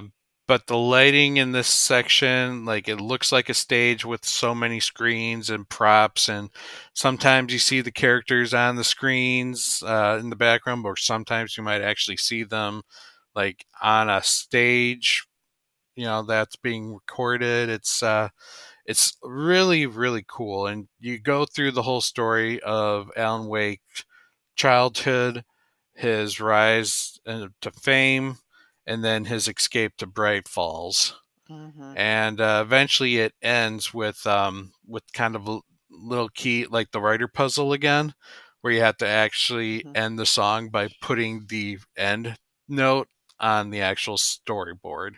Yeah. And then we get the climax of the song again, which, So yep, good. show me the champion of light, and I'll I'll show show you you the the herald herald of of darkness. darkness, We're not singers for a reason. This is why we're on a podcast, but it's great. lost in the never-ending night, swimming up through the Surface. surface. What? Ah! And headbanging Hmm. ensues. Yeah. But yeah, it's an absolutely amazing song. I highly, highly recommend you at least see it on YouTube. Hmm. I'd say at least listen to the 13-minute version, which has the face melting guitar solos. Hmm. Um, Absolutely. the the Poets of the Fall is the ones who is the real life band who plays the old gods of Asgard, and this is almost like a rock version of their alternative version band in real life. And it's just they've. This is now technically the fourth game that the old gods have had music in. They first originally appeared in Alan Wake and had a few songs, and then they had a brief kind of cameo in Quantum Break, where they had like one of the characters was like humming one of the old Gods of Ah. Asgard songs.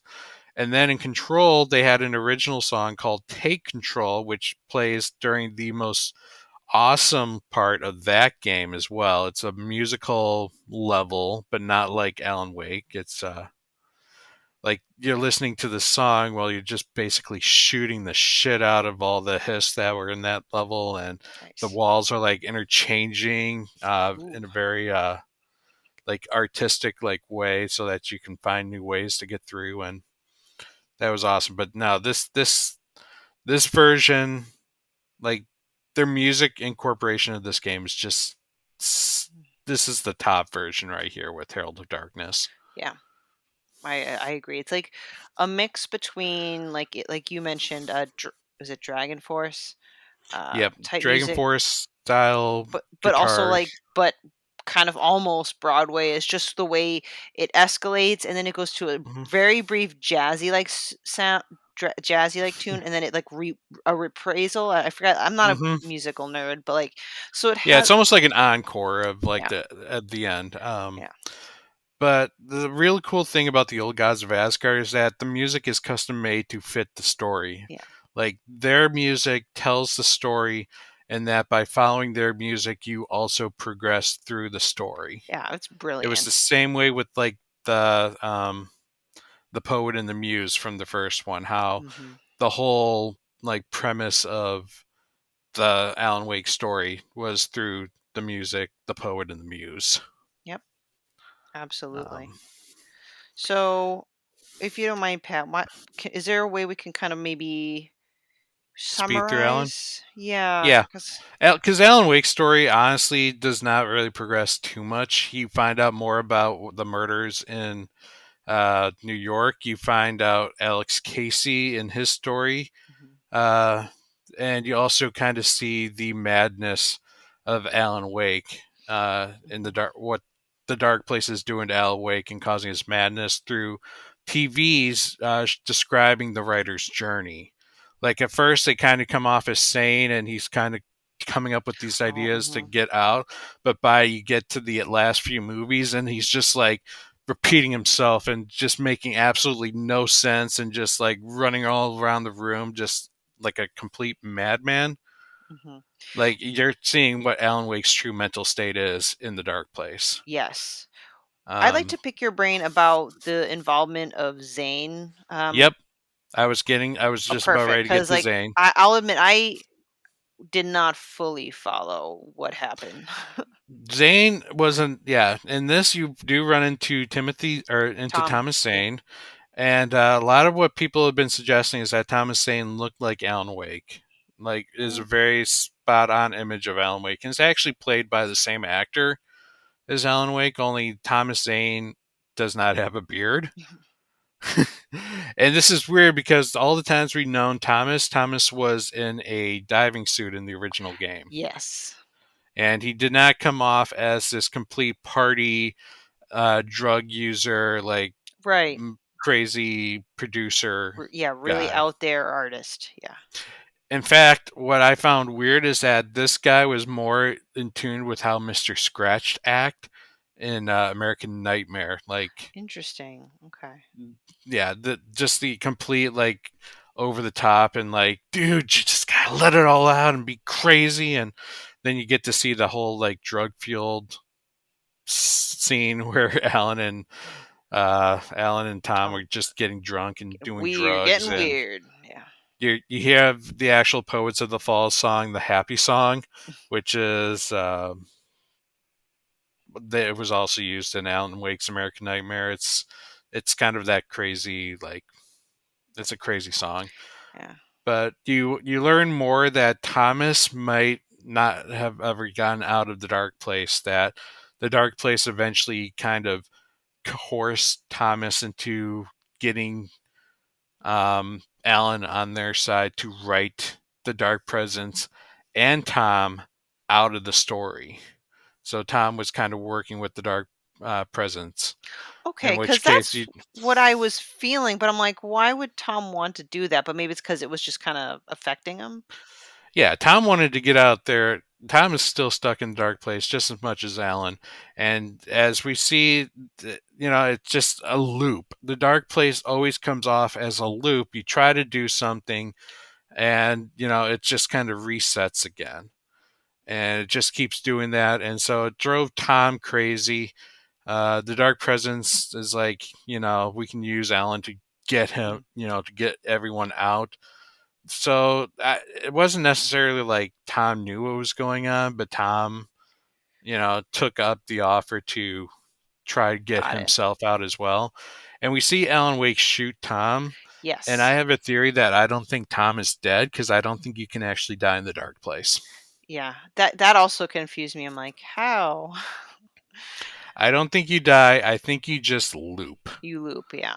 So, Because one of the scenes at the end, just when he gets back to the Parliament Tower and sees more of Alice's story, is that Alan Wake gets shot by Mr. Scratch. And then he goes into loops again.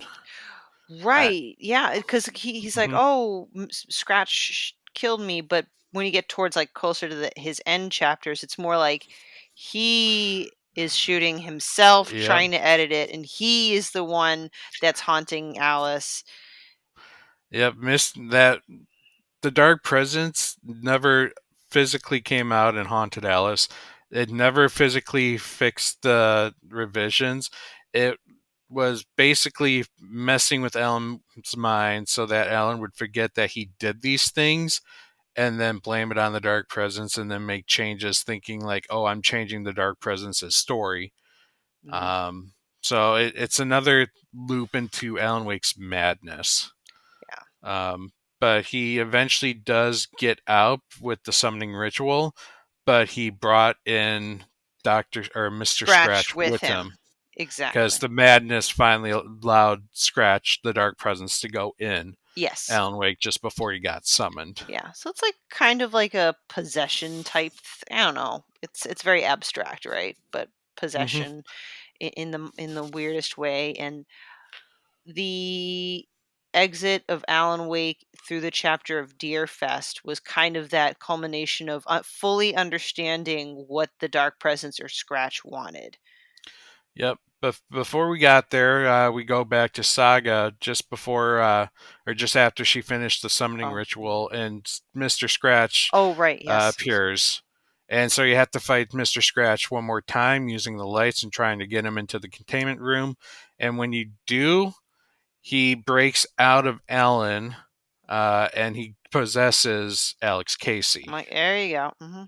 So Alan is oh, and while Saga's then trying to save Alex from the possession, Alex then tosses Saga into the lake, which brings her into the dark place.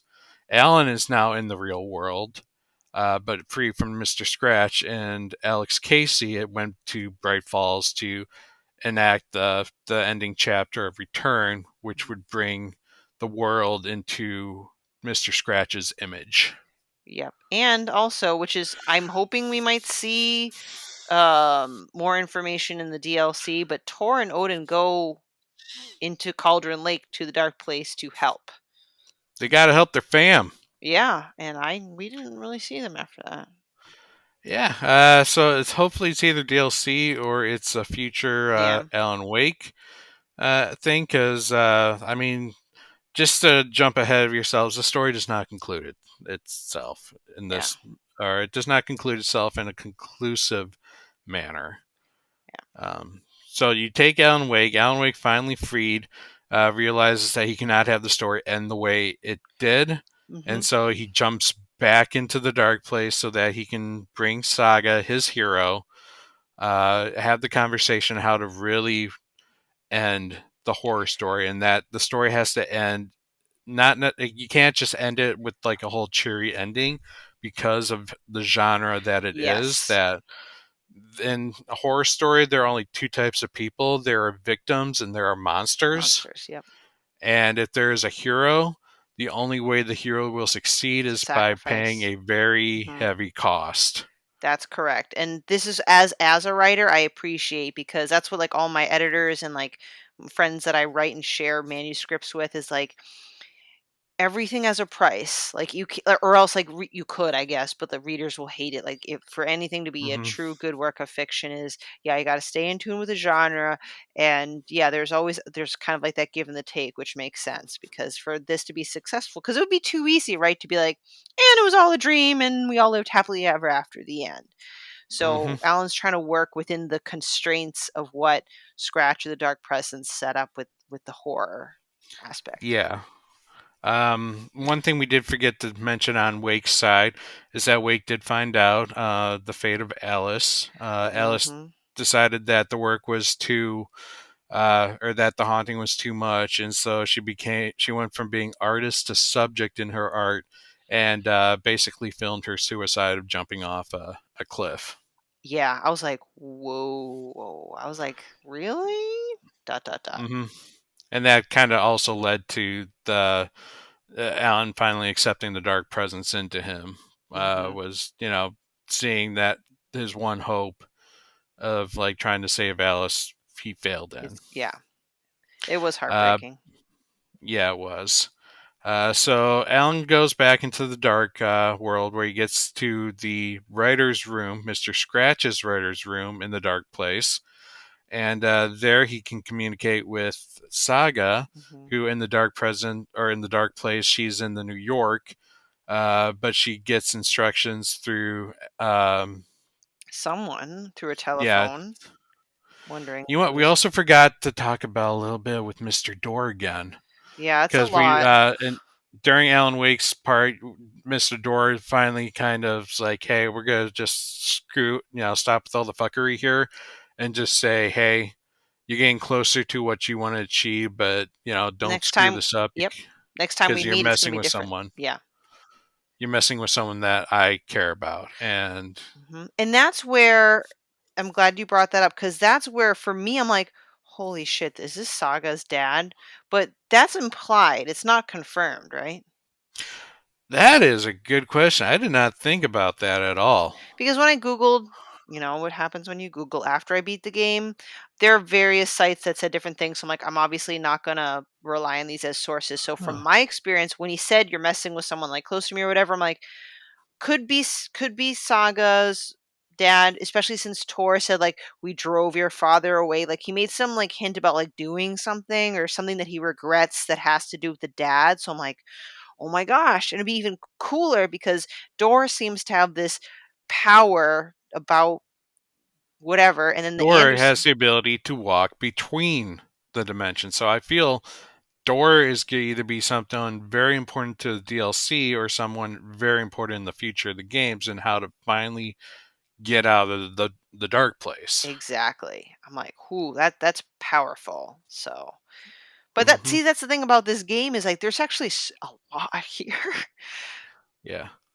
I also feel like Mr. Door was probably supposed to be Lance Reddick, but at least that was my original impression because Lance Reddick was actually the character named Mr. Hatch in Quantum Break. Oh, yeah. But the more I thought about that, though, I would have figured Lance Reddick died this year.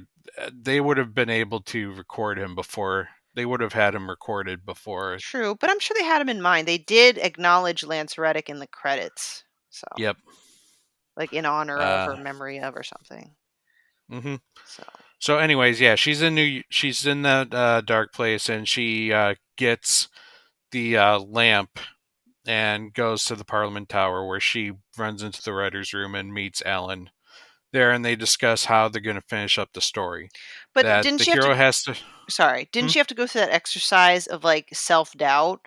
Like that was Oh yeah, her mind place turned out to be in the dark. Her mind place in the dark place was constantly fighting her. yes. And It wanted her to mhm. doubt her. It wanted to keep her trapped in the mind place, and she was trying to break through what was fact and what was fiction.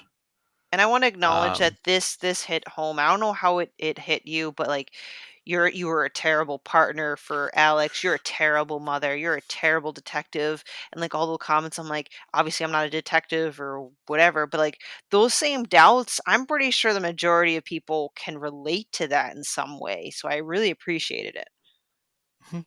Well, yeah, I mean that's kind of what the dark place does is that it breaks you down. It Right. makes you, it drives you insane. It is the dark place is our worst enemy. It's been that way with Alan Wake. That's Yeah. probably why Mr. Scratch looks like Alan Wake. Is because it is the worst of Alan. Mm. At least that was the kind of the story of him in American Nightmare was that it's basically Alan's dark urges and wanting to take the place of Alan Wake because of ego. But yeah, that's what the dark place does. It breaks you down and makes you lose yourself so that it can eventually grow and be like, yeah, you're a bad person, which is now me. Mhm. Yep. So, yeah, sorry, but Um, yeah, they're yeah. communicating, and they need to decide what hero needs to make a sacrifice. Mhm. But the sacrifice cannot be like all most of the characters have to live, which means the hero will have to pay like an ultimate price. But the story has two heroes, so they try to balance that out, and the story ends with Alex Casey's Mr. Scratch coming into the room, and like Alan Wake kind of brings like Mr. Scratch into himself again, and while he is kind of keeping Scratch into his body, Saga shoots him with a bullet of light, killing Alan Wake and Mr. Scratch. So Mhm. apparently that was the ultimate sacrifice, was that one of the heroes died. Yep. And, Um, Alex is then like, oh, sorry. yeah, and then Saga and Alex Casey are both like, "Is it over? Did we finally win?" And so the story has its It has its inception inception moment moment, yes. where she's trying to call her daughter, and the phone just keeps ringing and ringing, and then we cut the Black. credits. Oh, I was like, "Oh gosh." And then Hmm. halfway through the credits, we get that like, because I think at the end of the first Alan Wake, he does the whole, "It's the lake in the ocean that's not an ocean," or whatever. Here Hmm. it's he's, like, awake in his chair, and he goes, Well, first we get the "Oh, message sorry. from Yes, yeah. go." Before you get to that realization, we get the message that was for Alan Wake's eyes only. It was a final message from Alice, or at least what we think is a final message, where she's like, "I had to fake my death. The reality is, I went to the dark place, and now I'm finding a way to get you out." But with it's because she, like, said that she made a trip to the Federal Bureau of Control, like, something either happened or she gained Yeah. knowledge. But She had an interview, or she yep. interviewed with them, which is also mentioned in Control. Like they had an interview with her, and she kind of came to the realization of like maybe a way that they can end the presence of the dark presence for good. Mhm. But she had to go back to the dark place, Yeah, I was and like, "Yep." so the whole thing, like her falling off, that was really her jumping into Cauldron Lake, and yeah, so she's apparently got some big plan in mind to completely end the spiral of the dark place. Yep. And that is when. Alan Gas wakes up and goes, "It's not a loop, it's a spiral." Hmm. Ooh. With the bullet wound still in his Yeah. head. I was like, "Oh, okay, I guess you're not dead." I Hmm. appreciated the path Alice took because, well, trigger warning about suicide, right? Like, Hmm. say what you will about suicide, but as far as character development, I'm like, "Oh, I really wish, Remedy wouldn't do that to her. That kinda stinks." I don't wanna say it's taking the cheap way out because you don't never wanna talk about suicide that way, but people can throw terms like that out, but no, Hmm. she's actually smart, and she faked her death, and she's gonna go she's like it just gave her this, like, whole second win. I'm like, "Yeah, let's go." Yeah, it's Alice, like that. I grew a very deep appreciation of Alice. Like she was definitely the victim in the first game. Like what she had to have gone through in her own dark place before Alan switched places with her must have been terrifying for her. She was always deathly afraid of darkness, and now it's like the light is almost unbearable to her. Hmm. And so she's like willing to jump back into the darkness and able to like conquer like everything that just kind of has been driving her mad and frustrated and insane, Hmm. and that she's going and facing it head on where everyone else is kind of like trying to like stay afloat into the waves. Like it's almost like if they make an Alan Wake 3, I hope to God that she is the hero. Oh, yeah. Like she is the true hero of the story, Hmm. or at Yes. least be the muse that, brings Alan back to his senses. Hmm. Yeah, definitely. What an ending. How do you feel about it overall? Oh, the ending itself, I felt was a little bit of a cop out. Well, not cop. One of the things that it made the rest of the game feel like it almost did not have a purpose, because Mhm. the whole idea was Alan Wake was trying to get himself out of the dark place. He gets himself out of the dark place and he jumps right back into it, and Yeah. he's stuck in the dark place Yeah. with Saga and Alex Casey and now Alice.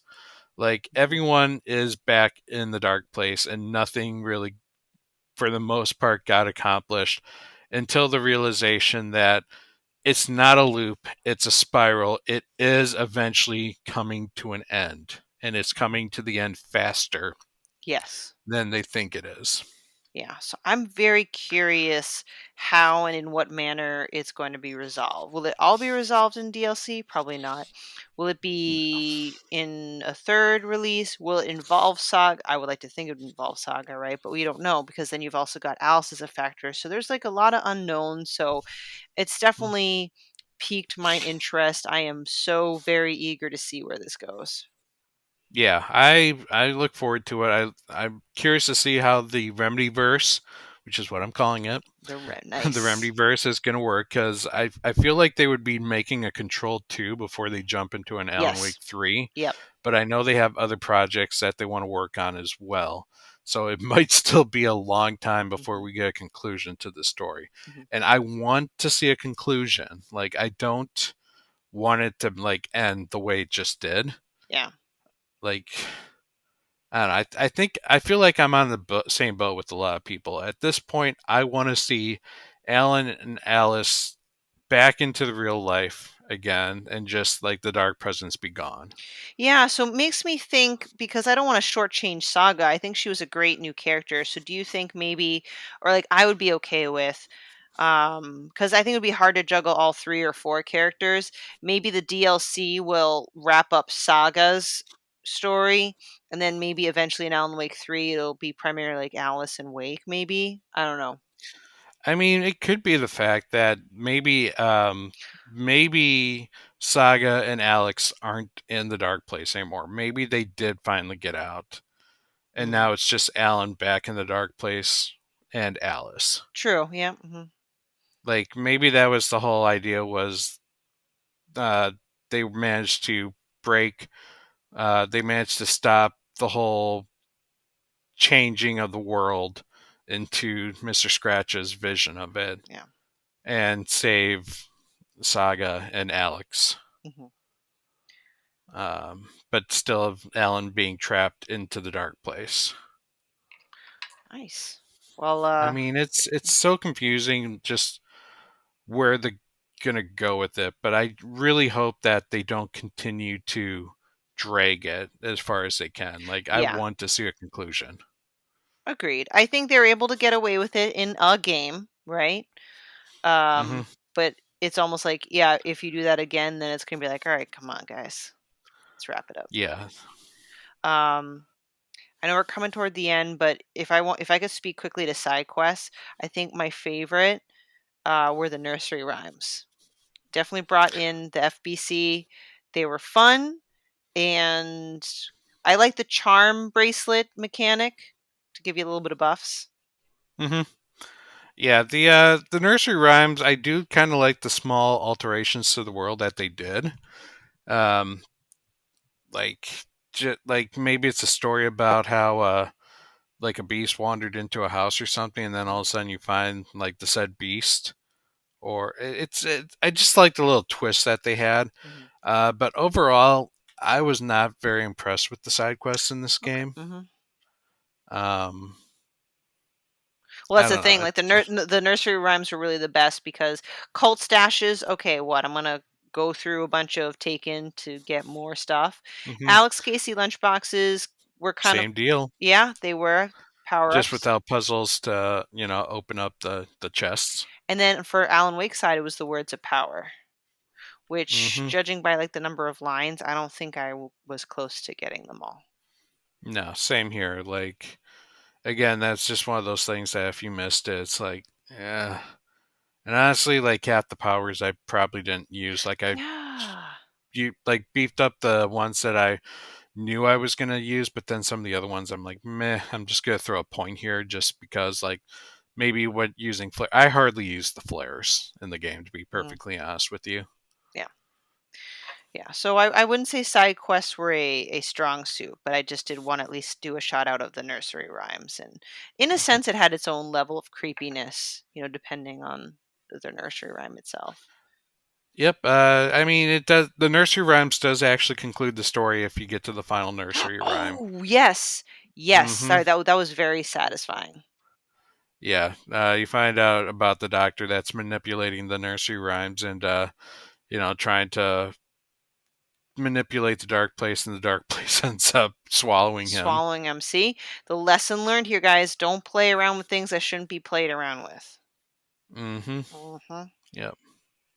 So, All right, but yeah, I think for now we can probably put a bookmark into the Alan Wake 2 until we get some expansions here, and then maybe we can revisit yeah, this again. I think that'd be great because, yeah, this is definitely a game that I feel like we can continue to dissect so many different aspects of it. But this is a nice, hearty, almost 2 hour episode. Thank you so much for listening to us. We want to hear what you think of Alan Wake 2, maybe hear some of your theories. Not that people at Remedy or Sam Lake would be listening to this, but shout out to Remedy Entertainment. They did a fantastic job, and I wish them well at the Game Awards. They have 8 nominations that they're up for. Yep, including Game of the Year and Best Direction. If they don't get Game of the Year, I sure as hope they get Best Direction. Exactly. Agreed. Like Sam Lake freaking deserves this one. Yes. Well, Pat, thank you so much for talking about this game with me. This was a game I really wanted to talk to someone about, and I'm just glad No, it's to. a game that you need to talk to someone about. Yeah. There's a lot to go on, and it helps digest and bring up theories. Like I didn't think about the possibility of Mr. Dora being Saga's dad, Mhm. and now all of a sudden it's got me wanting to go down that rabbit hole. Well, and I think how that whole debate of is our video games art, whatever stance you want to take on it. I was going to say, if any game were to be a representation of art, this is definitely one of them. Hmm. Alrighty. Well, thank you again, listeners. Again, check us out on the Boss Rush podcast. If you're interested in becoming a Patreon, because if you're a patron now, you'll be getting this episode earlier. Definitely consider it. We want to be able to put out content for you guys. And if you are a patron, I think at the $5 tier, you can also vote on future book club games. Hmm. So until Right now then, we have a poll out yep. there, and we're thinking Super Mario RPG is probably going to be our January/February book club.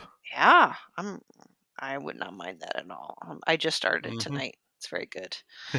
I'm still waiting for my copy, but I was stupid enough to forget to reserve it. Oh, So, boo. yep, that's my fault, but I have other things to play, Exactly. so I'm not too torn up about it this time. All right, Pat/Tor. This is Stephanie/Odin wishing y'all a good night. Enjoy until next time. Bye. Bye.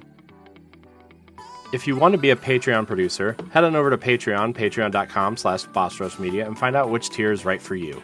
Our Patreon producers at the $5 tier or higher for this month are Adriel Munger, Celeste Roberts, Christian S., Sana Dierig, Francisco Santillan, and Rebecca Jewell. Thank you for your continued support.